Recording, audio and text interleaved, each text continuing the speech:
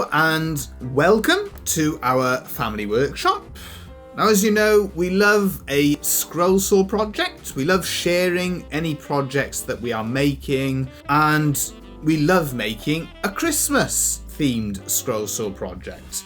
So that again is the focus of this video, is sharing with you a project that you might be interested in having a go at making yourself. It's not just one project, it's the same as we normally do. You've got 5 separate Scrollsaw projects. So as always, we start off with the preparation for the project. That includes sticking the designs onto the wood itself. The process that we use to stick our designs to the wood itself is to use like a water-based glue solution on the woods. We then put glue itself on the paper design. We're using PVA glue, and then over the top we just use again that water and glue solution just to make sure that the design sticks down onto the wood itself. From there we go across to our pillar drill and we drill our holes that will be used afterwards to feed our pinless blades into for doing our pierce work. Now, any of these designs you're interested in that you want to have a go at,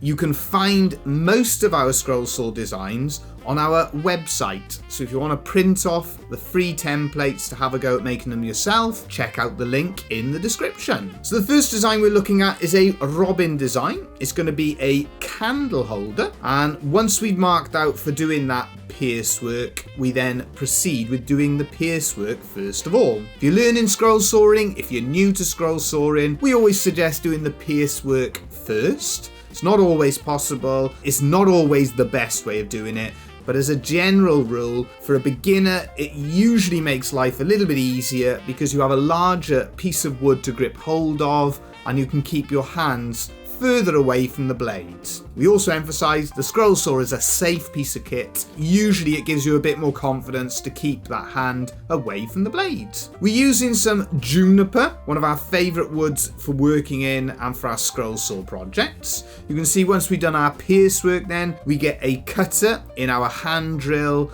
and we drill 2 holes in the wood itself. The reason for this, we're going to turn, as we mentioned, our robin design into a hanging candle holder. We're using our Starbond super glue again. If you're interested in having a 10% discount on all of their range, check out the link and put in the discount code LOVESPOONS for a 10% discount. As you can see then, we put a little hanger on the top, and that is to hang the decoration itself, the candle holder, on a hanging metal frame.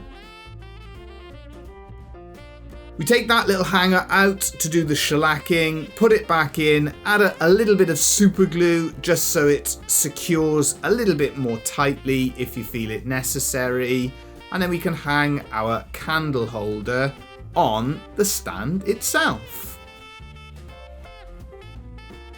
Moving on to our second project, and in this one we are utilising the process of stack cutting. What we're going to do, we're going to cut out a darker piece of wood and a lighter piece of wood together. So it's the same process, we're drilling our holes for doing our stack cutting. We're also highlighting here with the belt sander how we sand the wood after doing those pilot holes. The reason for this is when we do our cutting out, the back of the wood is nice and flat, so it sits on the Scrollsaw bed nice and evenly. Again, we're starting the process by doing those pierce cuts, the internal cuts first of all. So that is being done on both layers because we have both pieces of wood at the same time. We then go on to the stage of cutting the surrounds. This is quite a time-consuming process because we are cutting out little candles and candy canes at the same time. Now, anyone who's thinking of having a go at doing this project, you need to organise it so you keep all of those individual candles and candy canes in order. Because we're cutting out by hand, we're not using anything like a CNC, we're using the Scrollsaw, but we're doing it by eye. It means that each candy cane and candle is cut slightly differently. So they need to go back into the hole that we've cut them out from. Now this part of the process is where the two colours come in useful, because what we're doing, we're swapping over the candles and the candy canes from the darker woods and putting those in the lighter piece of woods. We're then putting the lighter coloured candles and candy canes into the darker piece of woods. Now as the project gone on then, I'm always doing little adaptations, little developments, things that I think would be nice. So I've cut out two heart-shaped bases. It shows how you can adapt and evolve as you're going along. Now once we've done that, we are super gluing our Christmas trees to the base itself. One other thing then we had to do was again to sand everything off to get the two colours nice and flat against one another. You'll notice that we were using the Starbond super glue and accelerant as well for sticking the candles and the candy canes onto the Christmas tree itself. Now this item I put on sale in our workshop and it's sold within a matter of days. So highlighting a popular product to make. Now on to our third Christmas themed scroll saw project of this video. As you can see, we're doing our holes, we're drilling out our holes using a hand drill. So another method, if you haven't got access to a pillar drill, you can always use a hand drill. We're on to then the pierce work, so we cut out that basic profile of the nativity scene. You'll also notice that we're using stack cutting again. This time we're not using stack cutting for creative reasons, we're using it for production reasons. Reason we're using it, we're getting two pieces for one cut. So if you want to double your productivity, you can make two of these hanging decorations at the same time. So you cut the internal cuts, that basic pierce work, you then cut the outline, drill holes that will be used for hanging our nativity star decorations in, and then we're on to the finishing where we add 3 coats of shellac sanding sealer followed by beeswax mixed with linseed oil. Brings out the character and the colour in the grain. Once we finish shellacking the piece then, we add a tassel to the top, tie it together, and you have yourself a simple Christmas tree hanging decoration. Now on to our fourth project. Once again, we're starting off by drilling the holes for the pierce work. Originally then, I was going to do this as like a stack cut, and I'll be honest with you, I forgot what I was doing and I stuck the two pieces of wood together. Not a problem though, because we will bring the stack cutting element into play and we'll again double our productivity. So we do all of that pierce work, drilling all of those holes out using a combination of the pillar drill and the hand drill. You can use whatever you prefer to do. Again, we would have sanded the back of this particular piece to make sure it lies nice and flat whilst we're doing the scroll sawing. So we do all of those internal cuts, and this gives the main character and the main features of our Santa plaque.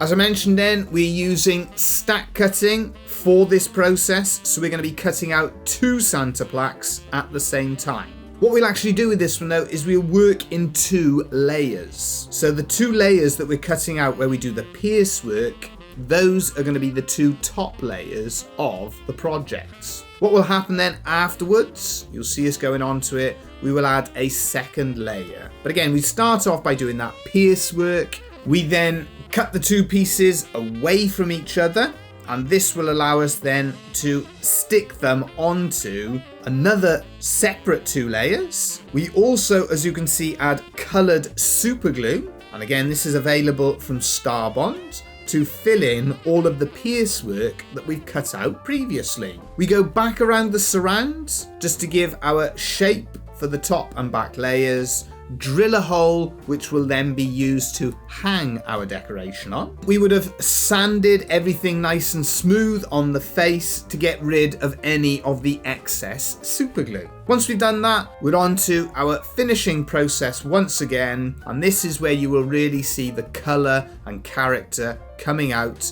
and some beautiful contrast that is created by using the Starbond coloured super glue. Now on to our final project, and this one very much highlights what you can do when you get things completely wrong. You can see us starting off this project, things all going well, where we're drilling our holes and doing our preparation for our pierce work. Again, we would have sanded the back of the wood nice and smooth so it's not moving about when we go on to doing our pierce work. We're on our scroll saw, we do our pierce work, and everything at this stage is going really well. Everything's going exactly to plan. But it is worth highlighting that we demonstrate a lot of projects and we demonstrate our process regularly. Everything doesn't always go perfectly to plan. Things go wrong. If we don't like something we've done, if we don't like the finish of something, we'll change it. And that is exactly what happened in this example. So you can see we're doing things like the nativity scene. You've got Santa and the sleigh, cutting out the star and a candle at the top. All going absolutely fine. We then stick it to a backing piece because the idea of this one